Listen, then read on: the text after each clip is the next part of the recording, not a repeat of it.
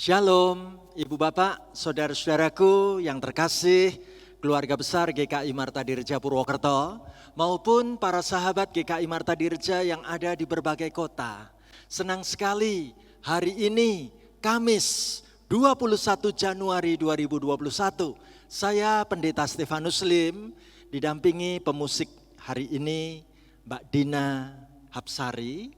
Senang sekali boleh bareng-bareng mengunjungi ibu bapak, saudara-saudari dalam acara Kalam, Kuliah Alkitab Malam. Nah, mari bersama kita awali dengan kita nyanyikan lagu Ajari Kami Bahasa Kasih-Mu Tuhan. Mari bersama-sama kita merangkai kasih Tuhan dalam hidup kita.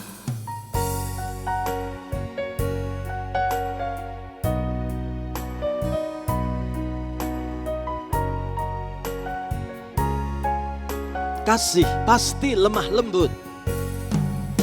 Kasih pasti lemah lembut. Kasih pasti memaafkan. Kasih pasti murah hati. Kasih-Mu Tuhan, kasih pasti lemah lembut.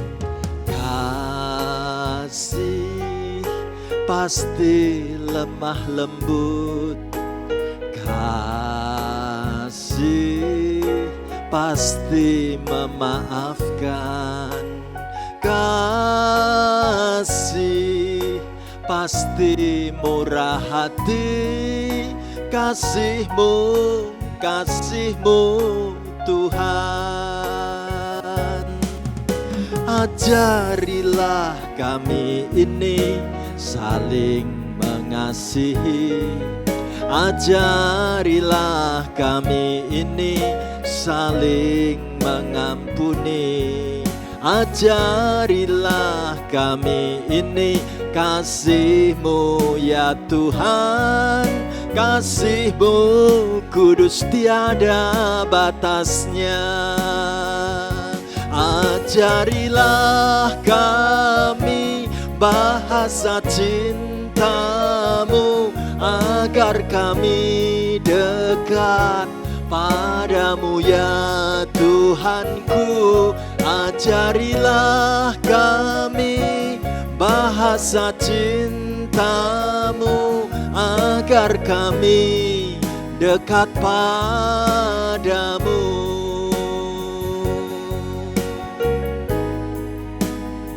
Kasih itu pasti lemah lembut. Kasih pasti lemah lembut. Kasih pasti memaafkan. Kasih pasti murah hati. Kasih-Mu Tuhan. Ajarilah kami ini saling mengasihi. Ajarilah kami ini saling mengampuni. Ajarilah kami ini kasih-Mu ya Tuhan. Kasih-Mu kudus tiada batasnya. Ajarilah kami bahasa cinta-Mu agar kami dekat padamu ya Tuhanku. Ajarilah kami bahasa cinta-Mu agar kami dekat padamu. Agar kami dekat padamu. Agar kami dekat padamu. Amin. Mari kita berdoa bersama. Kami ingin lebih dekat padamu Tuhan. Ajari kami untuk bisa mempraktekkan kasih-Mu. Ajari kami untuk melanjutkan iman pengharapan kami dengan membawa kehangatan kasih Tuhan di setiap perkataan maupun perbuatan kami. Hari ini kami akan belajar menggali kebenaran firman Tuhan. Hari ini kami rindu untuk terus mendalami sabda firman-Mu. Pakailah hamba-Mu Tuhan untuk boleh membawakan kuliah Alkitab malam saat ini. Mendatangkan pemahaman yang baru, pengertian yang mendalam untuk dapat kami praktekkan dalam hidup kami. Dalam nama Tuhan Yesus, hamba menyerahkan siapapun kami yang mengikuti siaran online ini, dibukakan untuk memahami maksud kehendak-Mu Bapa.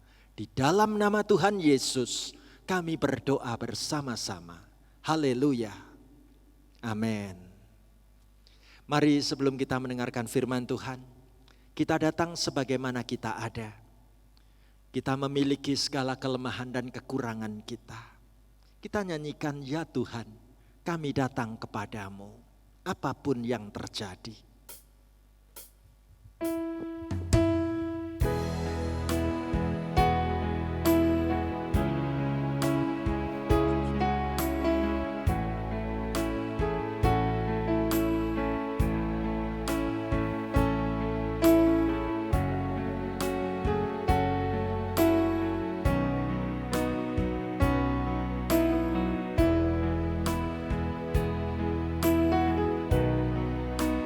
Ya Tuhan, kami datang meskipun hati gersang, karena kami bersalah semua.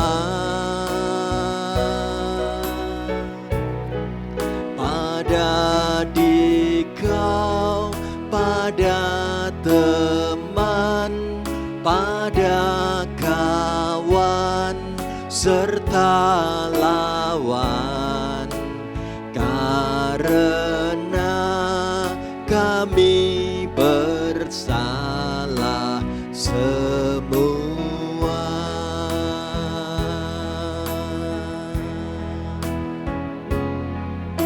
Ya Tuhan, kami datang dan sungguh kami mau berubah di hadapan-Mu.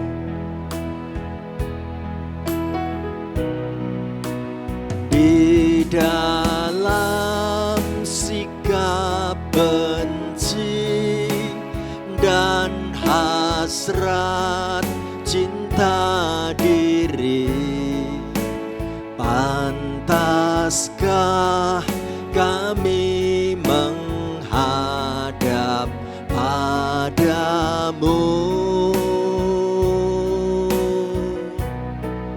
tanpa maaf, tanpa berkah, tanpa ampun yang melimpah? Pantaskah kami menghadap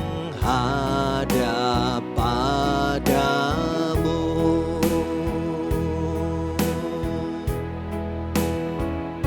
Padamu kami datang Tuhan.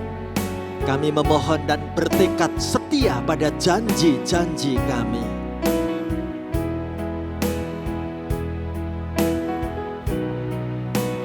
Padamu kami mohon dan ingin setia janji. Ya Tuhan, kami kan baik selalu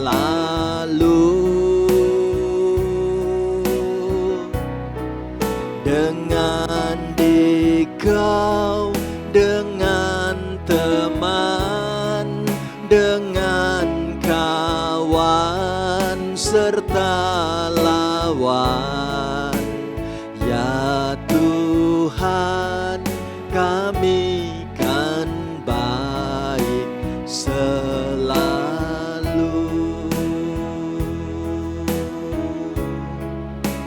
Ya Tuhan, kami kan baik selalu.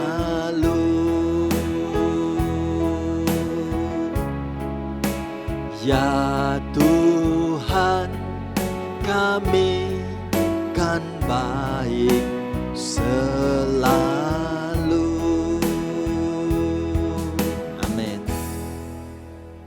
Ibu bapak, saudara-saudaraku yang terkasih, mari kita mengikuti kuliah Alkitab malam saat ini dengan tema yang sangat menarik, yaitu diberkati untuk memberkati. Nah, dari bacaan manakah kita akan belajar menggali firman Tuhan di malam ini?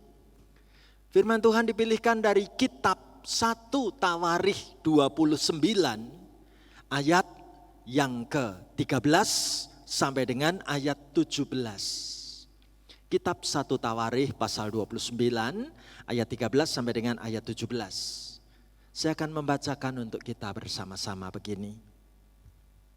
Sekarang, ya Allah kami bersyukur kepadamu dan memuji namamu yang agung itu, sebab siapakah aku ini dan siapakah bangsaku, sehingga kami mampu memberikan persembahan sukarela seperti ini. Sebab daripadamulah segala-galanya, dan dari tanganmu sendirilah persembahan yang kami berikan kepadamu. Sebab kami adalah orang asing di hadapanmu, dan orang pendatang sama seperti semua nenek moyang kami. Sebagai bayang-bayang hari-hari kami di atas bumi dan tidak ada harapan. Ya Tuhan Allah kami, segala kelimpahan bahan-bahan yang kami sediakan ini untuk mendirikan bagimu rumah bagi namamu yang kudus adalah dari tanganmu sendiri dan punyamulah segala-galanya. Aku tahu ya Allahku, bahwa Engkau adalah penguji hati dan berkenan kepada keikhlasan. Maka aku pun mempersembahkan semuanya itu dengan sukarela dan tulus ikhlas. Dan sekarang umatmu yang hadir di sini telah kulihat memberikan persembahan sukarela kepadamu dengan sukacita. Amin.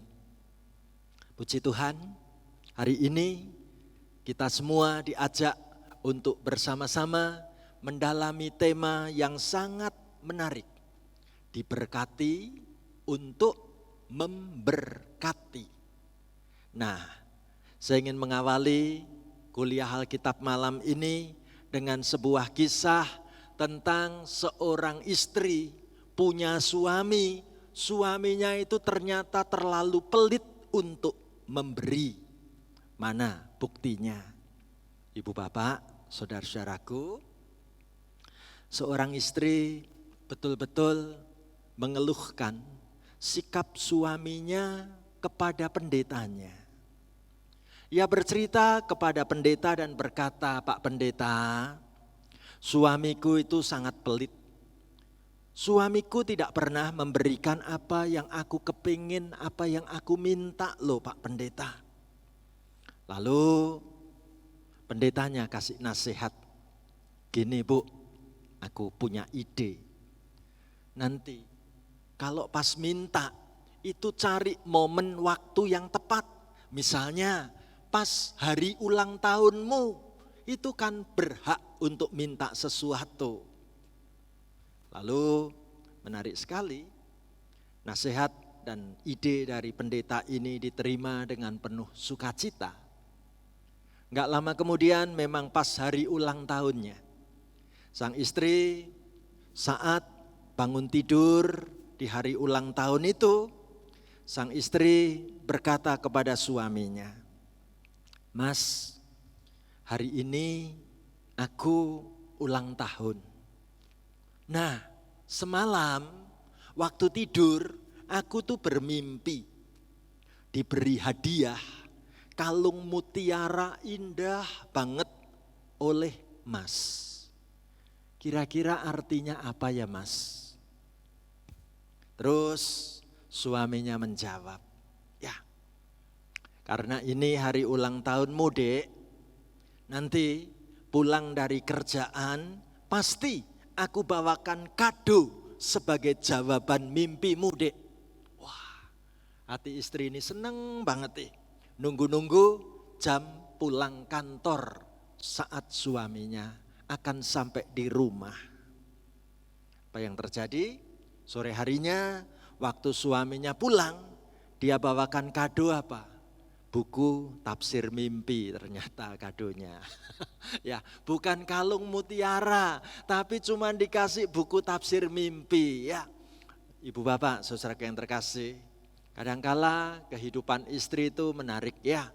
Menanti-nanti bagaimana punya suami yang suka memberi, tapi ternyata justru seringkali hanya bisa menunggu dan menunggu. Tapi saya juga jadi ingat cerita humor, siapa bilang perempuan itu bodoh. Ya, siapa bilang perempuan itu lemah. Dikatakan dalam sebuah kisah, ada seorang suami yang sangat pinter banget cari duit. Dan suami ini seringkali meremehkan istrinya, bahkan menghina dan mengejek istrinya. Itu yang terjadi. Nah, istrinya merasa hidupnya ini jadi sangat kecil, ya, merasa minder, merasa disepelekan oleh sang suami. Tapi malaikat Tuhan datang menjumpai sang istri untuk menghiburkan hati perempuan ini. Malaikat itu berkata kepada perempuan ini, bagaimana engkau sebagai seorang istri, aku beri kesempatan boleh minta 3 hal.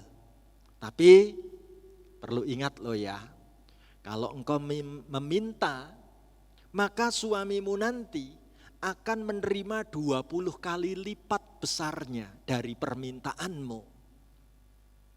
Jadi mungkin maksudnya malaikat ini, biar istri dan suami itu rukun kembali, mungkin gitu ya. Tapi menarik, perempuan ini mengatakan, aku senang banget kalau aku boleh minta 3 hal.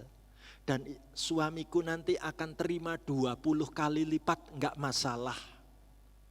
Sebagai seorang perempuan yang sangat cerdas, dia meminta, izinkan permintaan pertamaku adalah memiliki uang deposito 1 miliar. Malaikat mengatakan, kalau kamu terima deposito 1 miliar, berarti suamimu bakal punya deposito 20 miliar loh. Enggak masalah, gitu ya kata sang istri. Baik, permintaannya dikabulkan. Apa permintaanmu yang kedua? Istri ini mengatakan, aku kepingin punya sebuah rumah mewah, 1 rumah mewah. Malaikat katakan, kalau kamu punya 1 rumah mewah, suamimu nanti punya 20 rumah mewah loh. Apa kamu enggak takut, enggak kepikiran? Enggak masalah. Lalu apa permintaanmu yang ketiga? Permintaanku yang ketiga sederhana sih. Beri aku serangan jantung ringan. Berarti suaminya 20 kali lipat langsung kena serangan jantung hebat dan meninggal. Ya, sehingga perempuan ini langsung jadi janda kaya raya.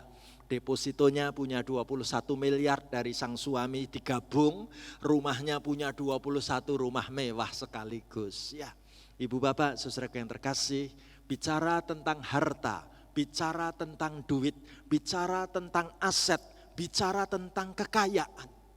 Bagaimana kita sebagai keluarga Kristen menanggapinya?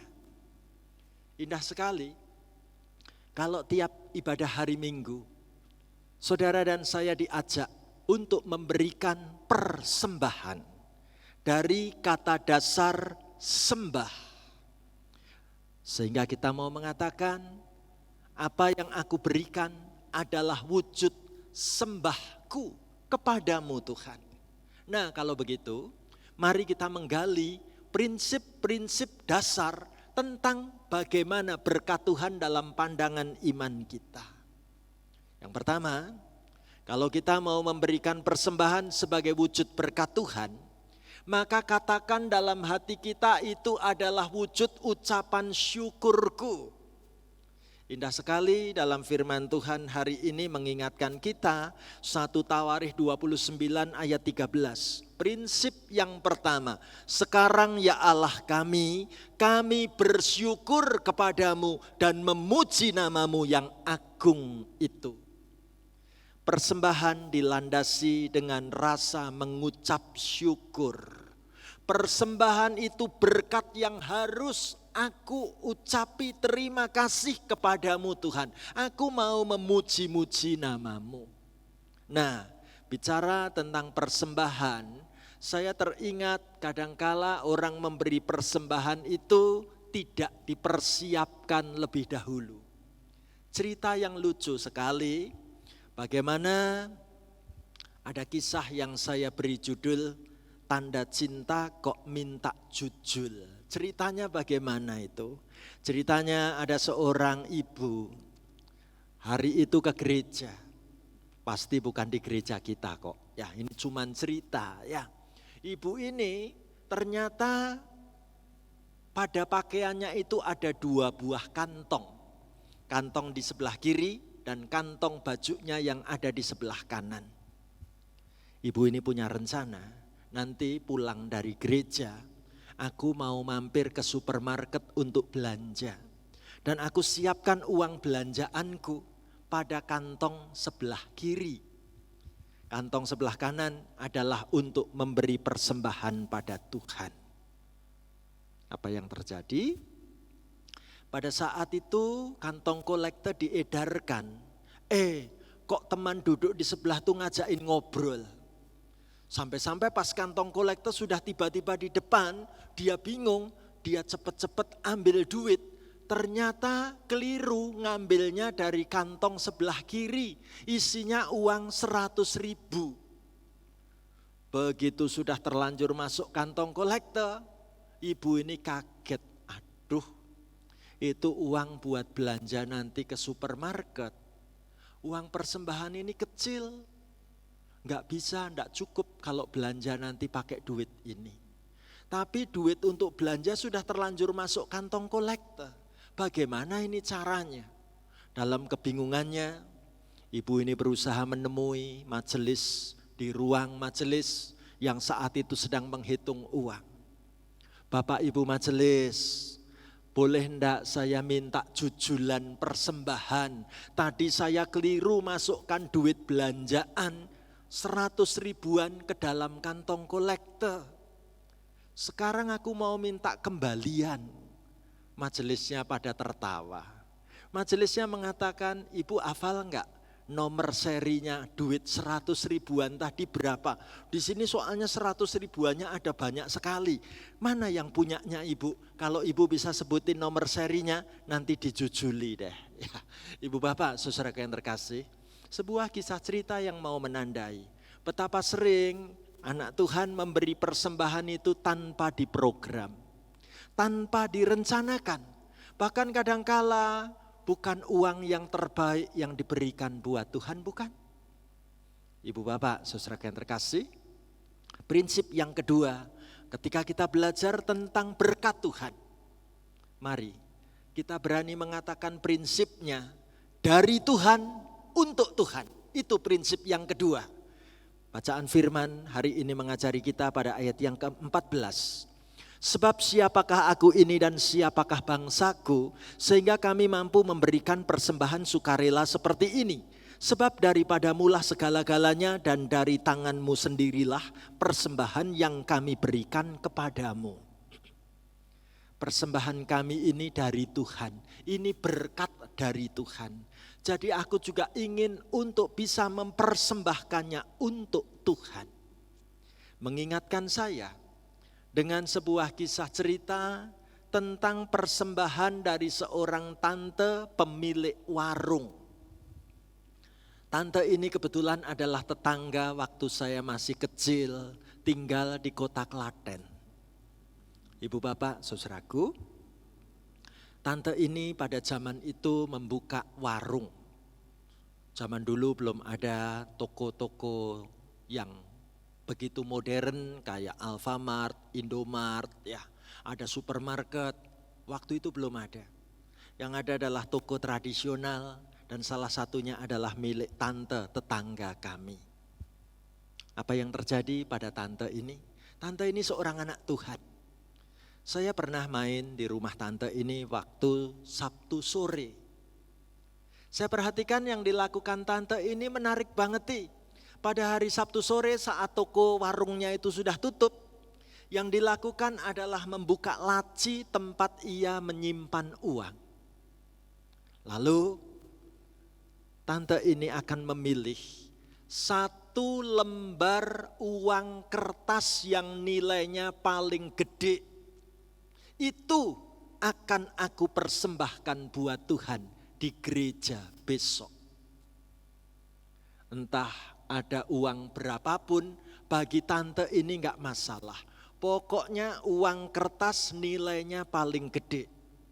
Kalau ada yang 100.000 berarti besok aku memberikan persembahan untuk Tuhan 100.000. Kalau adanya 50 ribuan, aku berarti besok memberi persembahannya 50.000. Kalau di dalam laciku ini uang paling gede adalah 20 ribuan, berarti besok ngasihnya hanya bisa 20.000. Atau kalau adanya cuma 10.000 atau 5.000 atau 500 uang kertas pada waktu itu, ya apa boleh buat.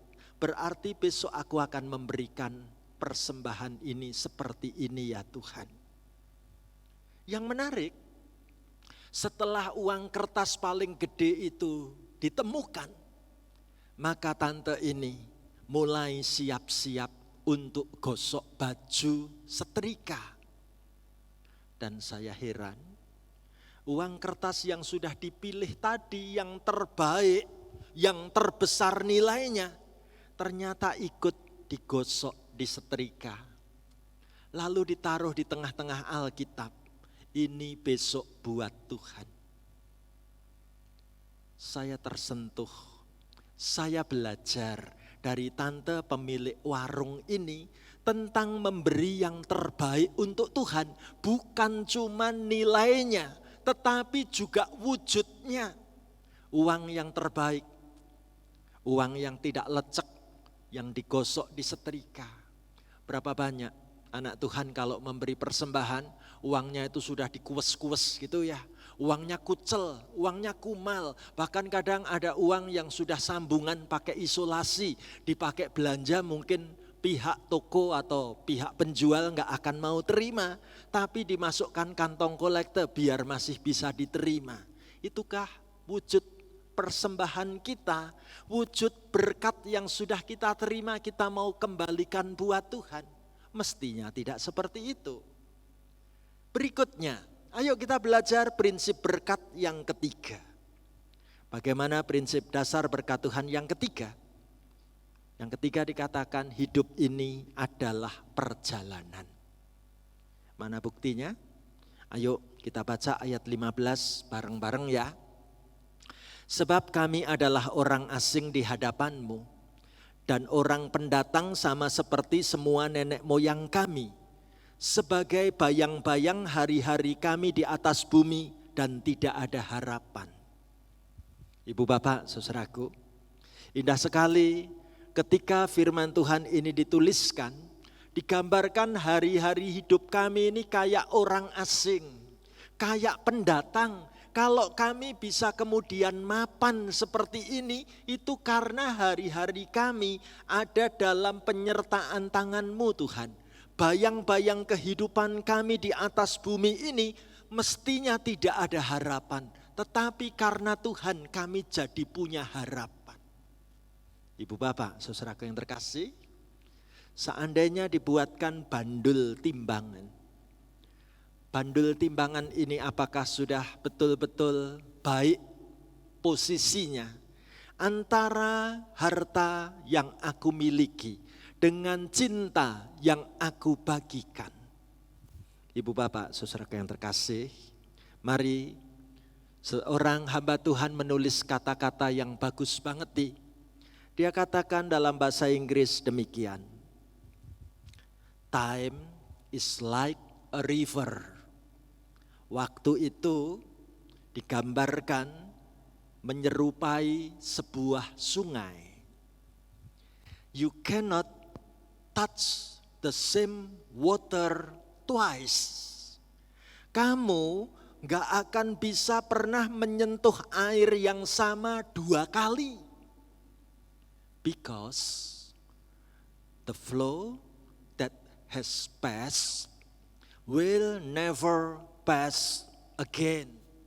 Karena aliran yang sudah berlalu tidak mungkin berlalu lagi. Jadi apa nasihatnya? Enjoy every moment of life. Nikmatilah setiap waktu-waktu kehidupanmu ini. Ibu bapak, saudaraku, dalam hal mengucap syukur, kita nggak bisa mengulang. Sungguh kita tidak bisa mengulang. Pada saat timingnya cocok, tepat, berikan apa yang menjadi berkat dalam hidupmu untuk bersyukur kepada Tuhan, bukan? Dan prinsip dasar berkat Tuhan berikutnya, yang keempat. Kita mau belajar apa? Bahwa berkat Tuhan yang diberikan kepadaku mestinya akan dipakai untuk pekerjaan Tuhan. Mana buktinya? Kita baca 1 Tawarikh 29 ayat yang ke-16 bareng-bareng ya. Ya Tuhan Allah kami, segala kelimpahan bahan-bahan yang kami sediakan ini untuk mendirikan bagimu rumah bagi namamu yang kudus adalah dari tanganmu sendiri dan punyamulah segala-galanya. Ibu bapak, saudaraku, sudahkah berkat yang aku miliki dari Tuhan aku berikan untuk pekerjaan Tuhan di dunia ini? Saya kagum dengan apa yang dituliskan dalam bacaan firman hari ini. Ketika Raja Salomo mulai mempersiapkan diri membangun bait Allah. Sungguh biarlah pekerjaan ini adalah pekerjaannya Tuhan. Kami siap mengerjakan apa yang menjadi bagian kami untuk kami lakukan. Mengingatkan saya dengan kisah tentang cerita 3 orang tukang batu ketika diminta membangun gedung gereja. Ketika tukang batu pertama ditanya, kamu sebenarnya kerjanya apa? Dia jawab dengan jujur. Tukang batu pertama katakan, aku hari ini kerjanya pasang bata, lalu aku lepa dengan semen. Ya, itu pekerjaanku hari ini. Jadi kalau ditanya pekerjaan, dia akan ceritakan aktivitas yang dia lakukan hari ini tadi apa saja. Tukang batu yang kedua ditanya, lah kalau kamu, apa yang kamu kerjakan hari ini? Tukang batu kedua menjawab dengan sangat menarik. Aku kerja cari uang untuk anak istri. Aku punya tujuan bekerja ini biar nanti kalau pulang dapat duit bisa untuk hidup anak istriku. Oke. Kerja bagi tukang batu kedua ini adalah untuk menafkahi keluarga. Tapi ketika tukang batu ketiga ditanya, apa yang kamu kerjakan hari ini? Apa jawabnya? Dia jawab dengan kata-kata yang luar biasa. Aku lagi membangun rumah Allah. Aku mau melakukan yang terbaik. Biar pekerjaanku ini betul-betul menyenangkan hati Allah. Andai kata aku mesti mendirikan tembok, aku kepingin temboknya tuh betul-betul kuat, lurus, gak doyong kemana-mana. Aku mau melakukan ini karena ini adalah rumah Allah. Ibu bapak, saudaraku yang terkasih, indah sekali bukan? Prinsip yang dimiliki oleh tukang batu ketiga ini. Dan sekarang prinsip hidup untuk bagaimana kita memahami berkat Tuhan Yang kelima, prinsipnya diajarkan supaya kita melakukannya dengan sukarela, tulus, ikhlas, dan sukacita. Mana buktinya? Ayat yang ke-17. Ayo kita baca sama-sama. Aku tahu ya Allahku bahwa Engkau adalah penguji hati dan berkenan kepada keikhlasan. Maka aku pun mempersembahkan semuanya itu dengan sukarela dan tulus ikhlas. Dan sekarang umat-Mu yang hadir di sini telah kulihat memberikan persembahan sukarela kepadamu dengan sukacita.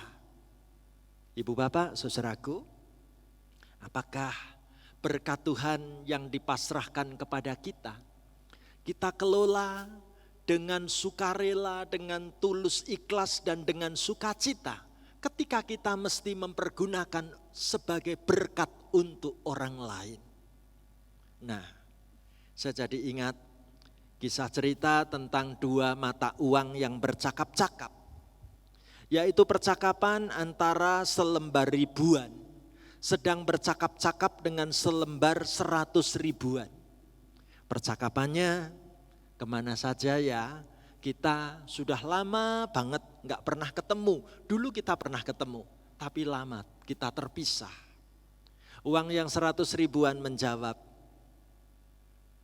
sejak kita berpisah di bank, saya diajak ke mall, saya diajak ke butik, saya masuk ke restoran, saya masuk ke salon, saya diajak ke tempat karaoke, ke spa, naik kapal pesiar, aku pernah diajak naik pesawat, lalu kembali lagi ke Purwokerto. Lah kalau kamu, ya nanya pada uang selembar ribuan. Ternyata selembar ribuan menjawab begini, aduh kalau aku, nasibku tidak sebaik nasibmu. Pergiku paling cuman ke 3 tempat saja. Yang pertama ke pasar, yang kedua ke tukang parkir, dan yang ketiga ke dalam kantong kolektor di gereja katanya. Ya, ibu bapak, saudaraku, lihatlah bagaimana andai kata uang bisa bicara, mereka mau bicara apa tentang keadaan diri kita sebagai pemegang uang tersebut. Indah sekali. Kadangkala kita perlu melakukan langkah-langkah yang pasti untuk menata hidup ini. Saya akan tunjukkan pada ibu bapak, saudara-saudara, sebuah gambar yang membingungkan mungkin. Tapi kita diajak melakukan sesuatu supaya gambar ini menjadi lebih jelas. Ini gambar apa ya? Kita lihat, hanya dengan memberikan garis pada bagian atas dan garis pada bagian bawah. Kita tahu, oh ternyata ini adalah kata fly. Oke, artinya terbang. Apakah hidupku semakin tinggi, semakin dekat dengan Tuhan, semakin memahami apa maksud kehendak Tuhan?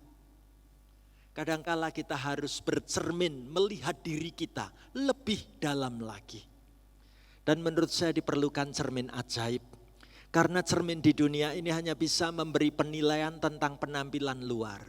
Tapi cermin ajaib yang satu ini bisa melihat dalamnya hati seseorang. Menarik, bagaimana dalamku ternyata tidak seperti luarku. Nah, kalau kita mau belajar bercermin dari cermin ajaib, mengingatkan saya bagaimana satu kali ada orang kirim WA kepada saya. Judulnya ABC-nya kamu. Waduh, ini WA kok menarik banget ya. Akan dikirim beberapa bagian, tapi semuanya ini tentang dirimu, ABC-nya kamu. Oke, saya tunggu kiriman pertama, ABC. Kamu tuh asik, kamu tuh baik, kamu tuh cakep. Waduh, saya membaca sambil tersenyum-senyum, seneng banget. Habis ABC, lanjutannya DEF. Aku tunggu, betulkah kamu itu DEF? Apa ya DEF-nya ya? Saya tunggu-tunggu dikirimi WA berikutnya. D-nya tuh dermawan, suka memberi. E-nya tuh enjoy ya. F-nya tuh fantastik. Wah, saya senyum. Oke, ini orang kasih WA-nya keren banget ya. Habis DEF, aku tunggu lagi lanjutannya. Mestinya kamu itu GHI. Ya, lanjutannya GHI. Aku tunggu-tunggu WA-nya. Ternyata dikirim, G-nya tuh gaul, H-nya tuh humoris, I-nya tuh imut katanya. Waduh, saya senyum. Ini orang ini pinter banget nih bikin WA biar aku seneng. Ya. Habis GHI, lanjutannya itu mestinya JKL. Aku tunggu lagi. Benarkah aku akan dikirimi WA JKL? Betul, kamu JKL. JKL itu apa? Jujur, keren, dan lucu katanya. Waduh, saya senang banget nih membaca. Ya, habis JKL harusnya MNO, tapi kok dikirim ke aku MSO. Apa ini? Aku tunggu-tunggu, M-nya maaf, S-nya salah, O-nya orang. Oh, ternyata bukan aku yang dimaksud ya. Yang bagus-bagus tadi ternyata bukan aku ya. Ibu bapak, saudaraku yang terkasih, ayo coba kita menilai diri kita. Karena saya percaya bahwa Tuhan tidak pernah salah memilih kenapa kita menjadi seorang anak Tuhan. Dan saya ingin menutup dengan sebuah kisah untuk kalam malam ini. Tentang sebuah kisah cerita dengan judul, Adakah orang yang mendoakan aku? Ceritanya bagaimana? Dikisahkan ada seorang pengusaha sukses jatuh di kamar mandi, akhirnya stroke. Sudah 7 malam dia dirawat di rumah sakit di ruang ICU. Malam itu pengusaha yang terbaring tidak berdaya ini ditemui malaikat Tuhan menurut ceritanya. Lalu malaikat Tuhan itu mulai pembicaraan. Kalau dalam waktu 24 jam ada 50 orang berdoa untuk kesembuhanmu, maka engkau akan hidup. Tetapi sebaliknya, jika dalam 24 jam jumlah 50 orang itu belum terpenuhi, itu artinya engkau akan meninggal dunia. Menarik sekali. Pengusaha ini berpikir pada saat ia sedang stroke sendirian di kamar ICU rumah sakit itu. Ia berpikir, lah kalau hanya mencari 50 orang mau mendoakanku, itu sih gampang. Kata pengusaha ini dengan yakinnya. Setelah itu malaikat pun pergi dan ia berjanji akan datang 1 jam sebelum batas waktu yang sudah disepakati. Apa yang terjadi? Tepat pukul 11 malam, jam 23.00. Malaikat kembali mengunjunginya. Dengan antusiasnya sang pengusaha bertanya, apakah besok pagi aku sudah sembuh dan pulih? Pastilah banyak orang yang berdoa untuk aku. Jumlah karyawanku saja lebih dari 2.000 orang. Jadi kalau cuma cari 50 orang berdoa untukku, pasti bukan soal yang sulit. Dengan lembut, malaikat itu jujur berkata, anakku, aku sudah berkeliling mencari suara hati orang yang mau berdoa untukmu. Tapi sampai saat ini baru aku temui 3 orang saja yang berdoa untukmu. Sementara waktumu tinggal 60 menit lagi. Rasanya mustahil kalau dalam waktu dekat ini ada 50 orang yang bisa berdoa buat kesembuhanmu. Lalu malaikat itu menunjukkan layar besar seperti TV. Siapa 3 orang yang sedang berdoa buat kesembuhanmu? Di layar itu tampak wajah sedih dari istri. Dan di sebelahnya ada 2 orang anak kecil, putra-putrinya yang terus berdoa dengan kusuk. Bahkan tampak ada tetesan air mata di pipi mereka.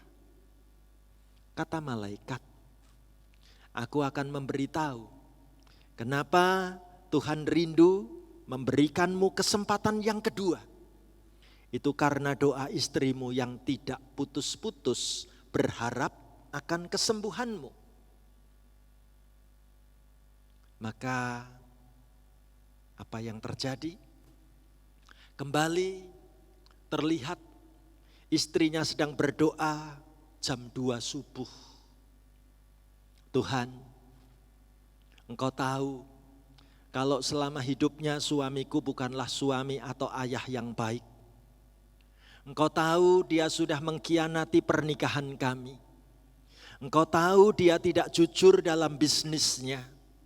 Dan kalaupun memberikan sumbangan, itu hanya untuk popularitas dirinya saja. Tuhan tolong pandang anak-anak yang telah Engkau titipkan kepada kami. Mereka masih membutuhkan seorang ayah. Hamba-Mu merasa tidak mampu membesarkan anak-anak ini seorang diri. Dan setelah itu istrinya berhenti berkata-kata. Tetapi air matanya semakin deras mengalir di pipinya yang tampak cekung karena kurang istirahat. Melihat peristiwa itu tanpa terasa air mata penyesalan dari pengusaha ini menetes di pipinya. Timbul penyesalan, kalau selama ini aku bukan suami yang baik. Aku bukan ayah yang menjadi contoh bagi anak-anakku. Malam ini pengusaha ini baru sadar betapa besar cinta istriku dan cinta anak-anakku kepadaku. Waktu terus bergulir dan waktu yang dia miliki sekarang tinggal 7 menit lagi. Melihat waktu yang makin sempit, semakin menangislah pengusaha ini. Muncul penyesalan yang luar biasa. Tetapi waktunya sudah terlambat. Tidak mungkin dalam waktu 7 menit akan ada 47 orang mau berdoa untukku. Dengan setengah bergumam, pengusaha ini bertanya, apakah di antara karyawanku, kerabatku, teman bisnisku, teman organisasiku, tidak ada yang berdoa untuk aku? Jawab malaikat ini, jujur, tidak ada temanmu yang berdoa. Bahkan ada yang mensyukuri penyakit yang engkau derita saat ini. Itu semua karena selama ini engkau arogan. Engkau menjadi orang yang egois. Engkau bukanlah atasan yang baik. Bahkan engkau tega memecat karyawan yang tidak bersalah. Pengusaha ini tertunduk lemah dan pasrah. Kalau malam ini adalah malam yang terakhir untuk kehidupan dia. Tetapi pengusaha ini minta waktu sesaat untuk boleh melihat anak dan istri yang sedang setia menjaganya sepanjang malam. Apa yang terjadi? Air mata pengusaha ini menetes tambah deras ketika melihat anaknya sedang tertidur di kursi rumah sakit. Dan istrinya tampak lelah juga tertidur di kursi sambil memangku si bungsu. Adakah orang yang mendoakan aku? Ketika waktu menunjukkan pukul 24.00, tiba-tiba malaikat berkata, anakku, Tuhan melihat air matamu dan penyesalanmu. Engkau tidak jadi meninggal karena ada 47 orang yang berdoa untukmu tepat jam 24.00. Pengusaha ini terheran-heran. Pengusaha ini tidak percaya. Pengusaha ini ingin bertanya, siapa 47 orang yang berdoa untukku? Sambil tersenyum, malaikat itu menunjukkan suatu tempat yang pernah dia kunjungi bulan lalu. Pengusaha ini ingat, bukankah itu panti asuhan? Kata pengusaha itu pelan. Benar anakku, engkau pernah memberi bantuan bagi mereka beberapa bulan yang lalu. Walau aku tahu tujuanmu saat itu hanya untuk mencari popularitas saja. Dan hanya untuk menarik perhatian pemerintah dan menarik perhatian investor dari luar negeri. Tapi tadi pagi salah seorang anak panti asuhan tersebut membaca di koran kalau seorang pengusaha terkena stroke dan sudah 7 hari dirawat di ICU. Setelah melihat gambar foto di koran itu, dia yakin kalau pria yang sedang koma ini adalah dirimu. Pria yang pernah menolong mereka dan akhirnya anak-anak panti asuhan, 47 orang sepakat berdoa tengah malam untuk kesembuhanmu. Puji Tuhan. Ibu bapak, saudara yang terkasih, sekarang kita boleh mengimani bagaimana Tuhan itu sanggup memelihara hidup kita. Bagaimana hidupku sesungguhnya sudah diberkati. Maka sudah sepantasnya kalau hidupku pun memberkati orang lain. Maukah mulai kalam saat ini kita digerakkan Tuhan untuk peduli, siap diberkati agar memberkati siapapun. Kalau kita katakan aku siap. Ibu bapak saudaraku, mari kita menanggapi firman Tuhan ini dengan kita bersama-sama bertanya kepada diri kita, puaskah Tuhan dengan hidupku ini? Kita nyanyi penuh semangat, penuh sukacita, puaskah Tuhan?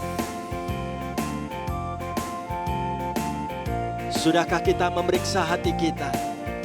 Dan sungguhkah Tuhan puas melihat hidup saudara dan saya? Telah kau periksa hatimu kala hari kan lalu, adakah sesuatu kau sembunyikan? Jika hidupmu selesai, kekekalan dimulai. Bila kau dihadapkan, akan puaskah Tuhan? Puaskah Tuhan? Puaskah Tuhan? Puaskah Dia denganku? Telah ku hidup baik atau tiada baik, puaskah Dia denganku? Ketenaran tak lama dalam dunia yang fana, sebagai bunga sebentar saja kan layu. Meskipun orang kaya dan besar kuasanya, semua itu kan lalu, puaskah Dia denganku? Puaskah Tuhan? Puaskah Tuhan? Puaskah Dia denganku? Telah ku hidup baik atau tiada baik, puaskah Dia denganku? Bila Dia datang pula menjumpai kita semua, baginya ku sobatkah atau seteru? Akan senang Tuhan nanti ataukah bersedih hati? Berimanku selalu, puaskah Dia denganku? Puaskah Tuhan? Puaskah Tuhan? Puaskah Tuhan? Puaskah Dia denganku? Telah ku hidup baik atau tiada baik, puaskah Dia denganku?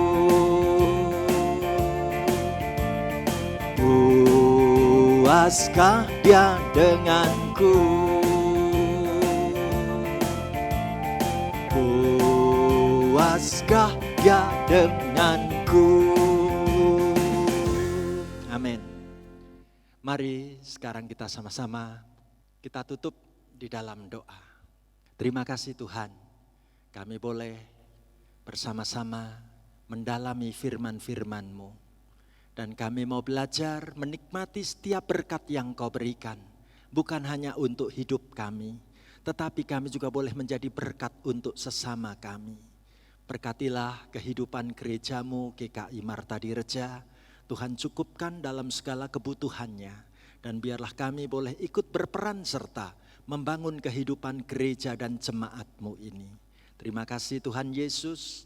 Kami mendoakan semua anak-Mu yang mengikuti acara ini di dalam perjuangan hidup pekerjaan kami melewati masa-masa pandemi sekalipun. Kami percaya berkat Tuhan tidak pernah berhenti mengalir dalam diri kami. Berkati setiap keluarga anak-Mu, apa yang dibutuhkan Tuhan sediakan tepat pada waktunya. Supaya kami pun boleh menjadi berkat bagi orang-orang di sekeliling kami.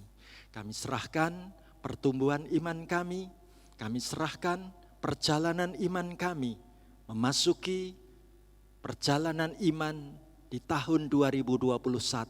Tetap dekat dengan sabda firman-Mu selalu.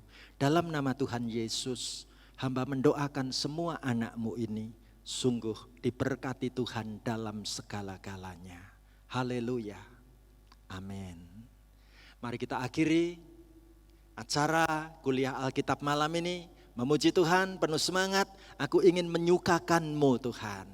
Kita nyanyi penuh sukacita.